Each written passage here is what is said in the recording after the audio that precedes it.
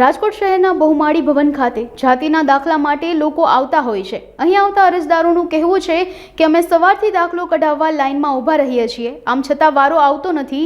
છેલ્લા 3 દિવસથી ધક્કા ખાઈએ છીએ, અમારો વારો આવતો નથી। અહીં વહેલી સવારથી લાઈનો લાગી જાય છે।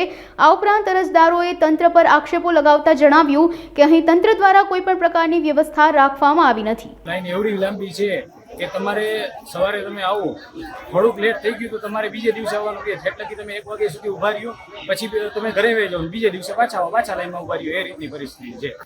અહીંયા કાંઈ પણ વ્યવસ્થા છે જ નહીં સર, કાંઈ પણ વ્યવસ્થા નથી। બધા ગરમીમાં બફાય છે। કાલે તમે જોયેલું છે, અમુક બાળકીઓ ચક્કર ખાઈને પડી ગયેલી છે। એ રીતની વ્યવસ્થા છે અહીંયા।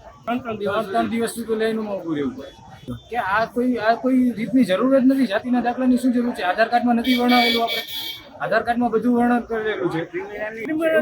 સ્ટુડન્ટ માટે એમ કે છે નોન ક્રિમિનલ જોઈએ છે। 12th પાસ કરેલો સ્ટુડન્ટ શેની જરૂર પડે નોન ક્રિમિનલ? તંત્ર દ્વારા કાંઈ નહીં, તમે કોઈ પણ વસ્તુને લઈ જાઓ કે આ વિઝિબલ નથી, તમે અહીંયા જાઓ, આ કરાઈ આવો, પછી બીજે દિવસે આવો તો કે આ પાછું પ્રોપર છે નહીં। તમે ધક્કા જ ખાતા રાખો, તમને કોઈ પ્રોપર તમને જવાબ પણ નહીં આપવામાં આવે। અમારી સાથે અત્યારે એવું મિસબિહેવિયર કરવામાં આવેલું છે। પાછો અમને ધમકી આપે છે કે પોલીસને બોલાવો। અમે ક્રિમિનલ બનીને આવ્યા છીએ કે તમારી પાસે આવ્યા છીએ કામ કરવા માટે?